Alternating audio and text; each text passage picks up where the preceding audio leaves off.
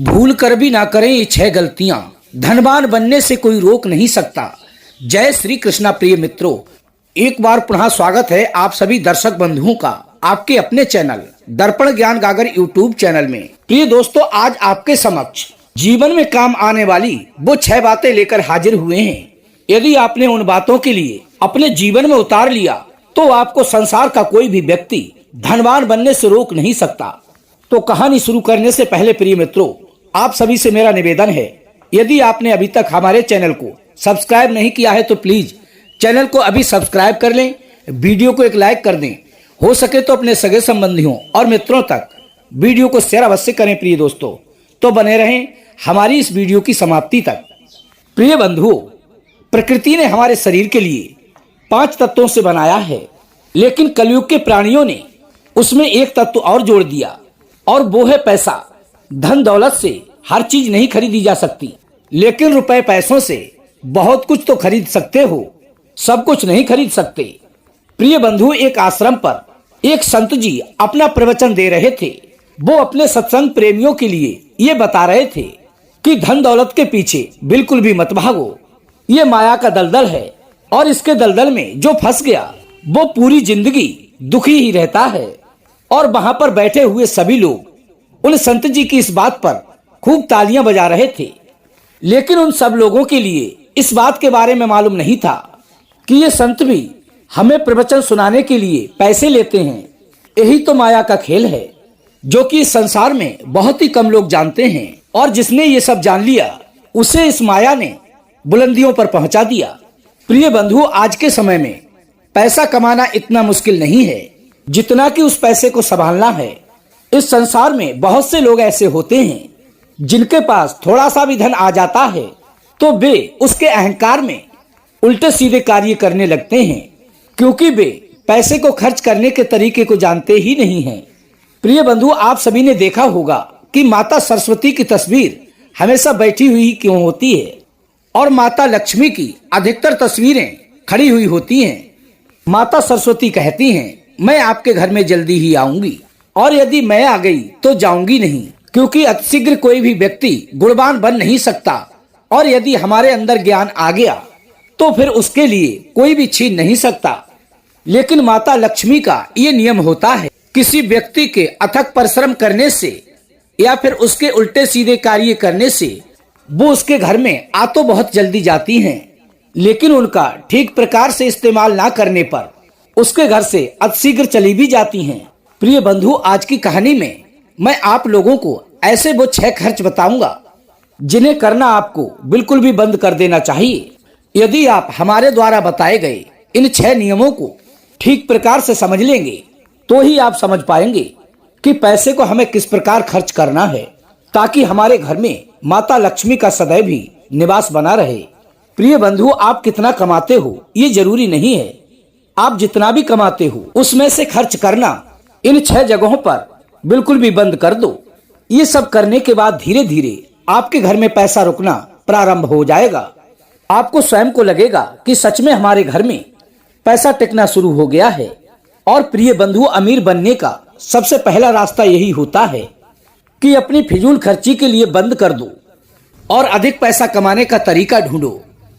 तो आइए प्रिय बंधु, जानते हैं इस कहानी के माध्यम से कि वो कौन सी ऐसी 6 जगह हैं जहां पर हमें पैसा बिल्कुल भी खर्च नहीं करना चाहिए। प्रिय बंधु, एक बार की बात है, किसी गांव में 2 औरतें रहा करती थी। एक के पास अच्छा खासा दूध देने वाली एक भैंस थी, तो दूसरी के पास एक बकरी थी। जिस स्त्री के पास भैंस थी वो स्त्री किसी भी चीज को ठीक प्रकार से संभालना नहीं जानती थी, अर्थात उसकी कदर नहीं करती थी। उसकी भैंस दूध तो बहुत देती थी, लेकिन उसने उस दूध की कीमत कभी समझी ही नहीं। वो भैंस का दूध निकालने के बाद उसे उल्टा सीधा रखकर अपने काम में लग जाती थी, उसकी ओर कोई भी ध्यान नहीं देती थी, और उस दूध में आए दिन कुत्ता बिल्ली मुंह डाल दिया करते थे, जिसके कारण वो दूध खराब हो जाता था। दूध को किस प्रकार से सही प्रयोग में लिया जाता है वो स्त्री जानती ही नहीं थी, और जिसके पास बकरी थी वो स्त्री दूध की कीमत जानती थी, इसलिए वो दूध की एक एक बूंद के लिए बचा कर रखती थी और उससे दही जमाकर उसमें से घी निकाल लेती थी। इस प्रकार से वो बुद्धिमान स्त्री उस बकरी के दूध से धीरे धीरे करके बहुत सारा घी इकट्ठा कर लेती है। अब जिसके पास भैंस थी उस स्त्री ने दूध की अहमियत को कभी जाना ही नहीं और ना ही उसने दूध से कभी घी निकालने के बारे में सोचा था। प्रिय बंधुओं, एक दिन उस स्त्री के घर बहुत सारे मेहमान आ जाते हैं और मेहमानों को रूखी सूखी रोटी नहीं खिलाई जा सकती, तो इसलिए वो स्त्री बकरी वाली औरत के पास जाकर आधा किलो घी मांग लेती है और उस बकरी वाली औरत से कहती है, जब मैं अपनी भैंस के दूध का घी निकालूंगी तो तुम्हारा ये आधा किलो घी मैं वापस कर दूंगी। और वह बकरी वाली औरत उसकी इस बात का विश्वास करके उसको आधा किलो घी उधार में दे देती है। अब वो भैंस वाली औरत बड़े ही प्रेम से आकर उन मेहमानों को भोजन करा देती है। इस बात को हुए काफी समय हो जाता है, लेकिन वो भैंस वाली औरत उस बकरी वाली औरत के लिए घी वापस नहीं करती है। अब बकरी वाली औरत उस भैंस वाली औरत के पास जाती है और उससे कहती है कि मैंने तुम्हें एक बार घी दिया था, तो मैं अपना वो दिया हुआ घी वापस लेने आई हूँ। ये सुनकर वो भैंस वाली औरत कहती है, कौन सा घी, किसका घी, तू भला मुझे घी कहाँ से दे सकती है? मेरे पास तो भैंस है और तेरे पास बकरी। और एक बात बता, मैं भला तुझसे घी क्यों मांगूंगी, जबकि मेरी भैंस बहुत सारा दूध देती है और तेरी बकरी जरा सा। मैं तो अपने भैंस का दूध जमाकर उससे घी निकाल सकती हूँ, तो मैं भला तुझसे घी क्यों लूंगी। ये सब कहकर वो भैंस वाली औरत, उसके मुंह से इतना सुनने के बाद वो बकरी वाली औरत अपने घर वापस आ जाती है। क्योंकि प्रिय दर्शक बंधुओं, उस बकरी वाली औरत के लिए इस बात का ज्ञान था कि उसकी बात पर कोई भी विश्वास नहीं करेगा कि एक भैंस वाली औरत एक बकरी वाली औरत से घी कैसे मांग सकती है, क्योंकि भैंस तो बकरी से अधिक दूध देती है, तो उसके पास तो बकरी वाली औरत से अधिक घी होगा। लेकिन इसके बावजूद उसने कई लोगों से कहा कि वो औरत मुझसे उधार में आधा किलो घी लेकर गई है, अब वो मेरा घी वापस नहीं कर रही है। लेकिन उसकी बात पर किसी ने कोई विश्वास नहीं किया। सभी का जवाब एक सा था कि भला भैंस रखने वाला इंसान बकरी रखने वाले से घी उधार कैसे ले सकता है। लेकिन प्रिय बंधु, क्या होता है, एक दिन उसी गांव में एक संत जी आते हैं, तो वो बकरी वाली औरत उन गुरुजी के पास पहुंची और उनके पास जाकर कहने लगी कि हे गुरुदेव, मेरे साथ बहुत बुरा हुआ है। मैंने जैसे तैसे करके अपनी बकरी से कुछ घी एकत्रित किया था, जिसमें से एक भैंस वाली औरत मुझसे आधा किलो घी लेकर उधार चली गई और उसने वो घी अभी तक वापस नहीं किया है। तभी उस बकरी वाली औरत की बात सुनकर उन गुरुजी ने उस भैंस वाली औरत को अपने पास बुलाया और उससे पूछा कि तुमने इस बकरी वाली औरत से घी उधार लिया था, तो तुम वापस क्यों नहीं कर रही हो। तभी वो भैंस वाली औरत कहने लगी कि हे गुरुदेव, ये स्त्री बिल्कुल झूठ बोल रही है। मेरे पास तो बहुत बड़ी भैंस है, तो मैं इससे घी उधार क्यों लूंगी। अब फैसला तो गुरु को करना था कि इस भैंस वाली औरत ने घी उधार लिया है कि नहीं, क्योंकि बकरी का तो दूध बहुत कम होता है और उससे अधिक घी नहीं निकाला जा सकता, और भैंस तो बहुत अधिक दूध देती है। तो अब मैं कैसे न्याय करूं कि इन दोनों में से सच कौन बोल रहा है। तभी गुरुजी के काफी देर सोचने के बाद उनके मन में एक विचार आता है और वे उन दोनों औरतों को अपने पास बुलाते हैं। प्रिय दर्शक बंधुओं, उन दोनों औरतों की बात सुनने के बाद वो बेचारे गुरुजी चक्कर में पड़ जाते हैं और अपने मन में सोचने लगते हैं कि मैं इन दोनों का न्याय कैसे करूं। तभी उनके मन में एक युक्ति सूझती है और उन दोनों औरतों को बुलाकर वे एक एक लोटा जल देकर उनसे कहते हैं कि तुम दोनों ये एक एक लोटा जल लो और अच्छे से अपने हाथ पैर धोकर आओ। अब वो दोनों औरतें अपने अपने लोटे को हाथ में लेकर थोड़ी दूर चली जाती हैं। वो भैंस वाली औरत अपने मन में सोचने लगती है कि गुरुजी ने तो एक लोटा जल दिया है, इसमें मैं अच्छे से अपने हाथ पैर कैसे धो सकती हूँ। लेकिन कोई बात नहीं, यदि गुरुजी ने आदेश दिया है तो मुझे हाथ पैर तो धोने ही पड़ेंगे। और कुछ देर पश्चात जब वो दोनों औरतें लौटकर गुरुजी के पास आती हैं, तो गुरुजी क्या देखते हैं कि अब मुझे बिल्कुल सही सही ज्ञात हो गया, इस भैंस वाली औरत ने ही बकरी वाली औरत से घी उधार लिया है और तुम्हें घी वापस करना चाहिए। अब प्रिय दर्शक बंधु, जो गांव के लोग पास में बैठे हुए थे, वो कहने लगे कि हे गुरुदेव, आप इस एक लोटे जल से कैसे सिद्ध कर सकते हैं कि इस भैंस वाली औरत ने बकरी वाली औरत से घी उधार लिया है। तभी गुरुदेव कहते हैं कि हे वत्स, मैं तुम्हारी शंकाओं का अवश्य समाधान करूंगा। अब तुम इन दोनों लोटों को बड़े ही ध्यान से देखो। इस बकरी वाली औरत को जो मैंने 1 लोटा जल दिया था, उस जल से उसने अपने हाथ पैर भी धो लिए और उसमें से जल को बचा भी लाई। और इस भैंस वाली औरत ने 1 लोटे जल से सिर्फ हाथ ही धोकर उसको पूरा खर्च कर दिया और खाली लोटा लाकर मेरे पास रख दिया, क्योंकि उसको इस पानी की कीमत नहीं पता थी कि इससे कितनी बड़ी परीक्षा ली जा रही है। और इस बात को तो आप सभी जानते ही हैं कि जिस चीज की हमें बिल्कुल भी कदर नहीं होती, वो भले ही हमारे पास कितनी भी अधिक मात्रा में क्यों ना हो, वो स्वतः ही धीरे धीरे नष्ट हो ही जाती है। और यदि कोई चीज हमारे पास बहुत ही कम है और हमको उसकी कदर है, तो अवश्य हम उससे लाभ उठा सकते हैं। जैसे कि उस बकरी वाली औरत ने थोड़ा थोड़ा दूध बचाकर उसका दही जमाकर उससे देसी घी निकाला। जैसा कि उस बकरी वाली औरत ने थोड़े थोड़े दूध से ही बहुत सारा घी एकत्रित कर लिया, जबकि उस भैंस वाली औरत के पास दूध बहुत अधिक मात्रा में था, पर कदर ना होने के कारण उसके घर में मेहमानों के लिए घी बिल्कुल भी नहीं था।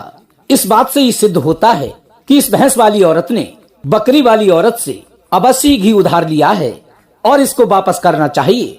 तभी वो भैंस वाली औरत गुरु जी के चरणों में गिर जाती है और कहती है कि हे गुरुदेव, मुझे क्षमा कर दीजिए, मैं 1-2 दिन में घी इकट्ठा करके इस बकरी वाली औरत को दे दूंगी। इसके बाद वो संत जी कहते हैं, बूंद बूंद से तो सागर भरता है। हमारे पूर्वजों ने ये कहावत यूं ही नहीं बनाई है। हमारी छोटी छोटी बचत ही हमारे लिए भविष्य में महत्वपूर्ण लाभ बनकर हमें आगे चलकर बहुत ही लाभ प्रदान करती है। इस बात को बहुत ही कम लोग जान पाते हैं। यही बात हमारे घर में लक्ष्मी पर भी लागू होती है।